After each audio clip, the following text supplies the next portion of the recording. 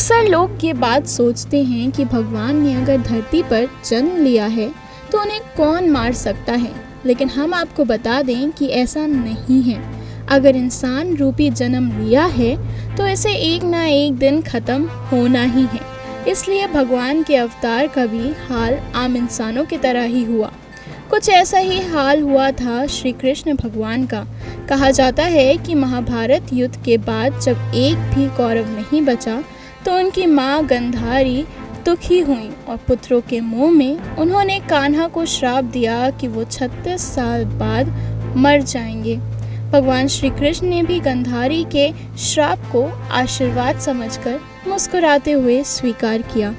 कहा जाता है कि गांधारी के श्राप की वजह से एक दिन सभी कृष्णवंशी एक यदु त्योहार पर सोमनाथ के पास प्रभास क्षेत्र में इकट्ठे हुए और इसी दौरान वहां सभी शराब पीकर एक दूसरे को मारने लगे और इस लड़ाई में भगवान श्री कृष्ण को छोड़कर सभी लोग मारे गए।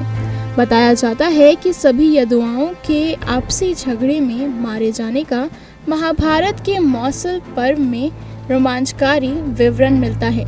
इस लड़ाई में जो लोग बचे वो श्री कृष्ण के कहने पर द्वारका छोड़कर हस्तिनापुर चले गए। इस लड़ाई का हिस्सा कान्हा के बड़े भाई बलराम नहीं थे, लेकिन कुछ वक्त बाद उनकी भी मृत्यु हो गई।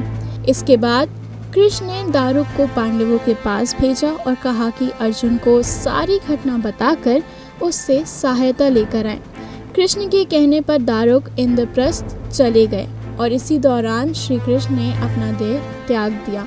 कृष्ण की मौत की घटना प्रभास नदी से ही जुड़ी है, जिसमें लोहे की छड़ का चूर्ण बहाया गया था। कहा जाता है कि लोहे की छड़ का चूर्ण एक मछली ने निगल लिया और वो उसके पेट में जाकर धातु का एक टुकड़ा बन गया। इस मछली को चीरू नाम के शिकारी ने और उसके शरीर से निकले धातु के टुकड़े को नुकीला करके तीर बना लिया और जब कृष्ण वन में ध्यान लगाकर बैठे थे तब शिकारी जीरू ने श्री कृष्ण को हिरण समझकर तीर चला दिया, जिससे श्री कृष्ण की मौत हो गई। Next 9 news room report.